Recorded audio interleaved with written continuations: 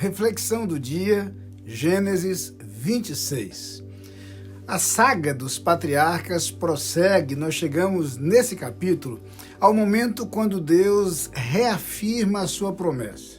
Só que agora Deus não fala mais a Abraão, Deus fala a Isaac. Lembra a promessa feita a seu pai e como que afirma a Isaac que o projeto está mantido, o projeto está de pé. E há duas coisas que chamam a nossa atenção quando a gente lê essa parte da história. Uma delas é a lembrança de que os planos de Deus e os projetos de Deus e suas promessas são absolutamente confiáveis. Jó, depois de uma difícil experiência, ao final de sua trajetória, lá no último capítulo do seu livro, diz: "Antes eu te conhecia de ouvir falar, mas agora os meus olhos te veem." E afirma, depois dessa nova visão de Deus: "Bem sei que tudo podes e nenhum dos teus planos pode ser frustrado." Deus reafirma suas promessas e seus projetos. A segunda coisa que vem à tona quando lemos esse texto é a lembrança de que Deus usa diferentes agentes nesse processo. Deus nos dá a oportunidade de sermos partícipes desse plano. E perceba que é assim ao longo da história. Vamos ver mais adiante Deus dando uma grande missão a Moisés.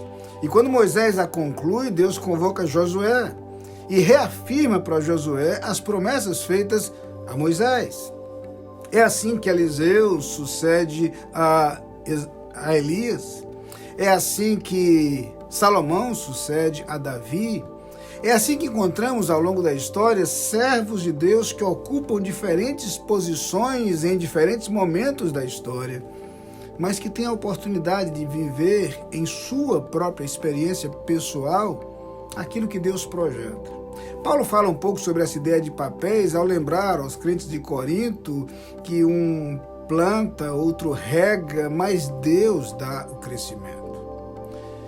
Eu quero que você entenda que Deus tem projetos para o seu povo, mas Deus inclui nesses projetos a nossa participação. Então Deus tem planos pessoais para você e Deus lhe concede a oportunidade de tomar parte nesses projetos, com a garantia reafirmada de que os planos dele se mantêm, com a garantia reafirmada de que a fidelidade dele para com você se manifestará ao longo dessa trajetória.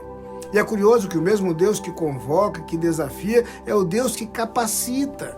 E é o Deus que caminha conosco. Veja que em todas essas histórias às quais fiz referência agora, essas verdades se manifestam: um plano de Deus, um desafio para os seus filhos, as promessas, a presença de Deus e a capacitação dele para que as coisas aconteçam.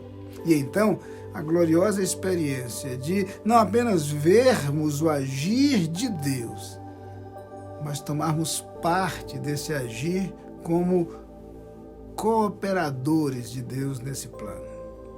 Coloque-se diante de Deus, converse com Ele e busque dele os planos que ele tem para a sua vida.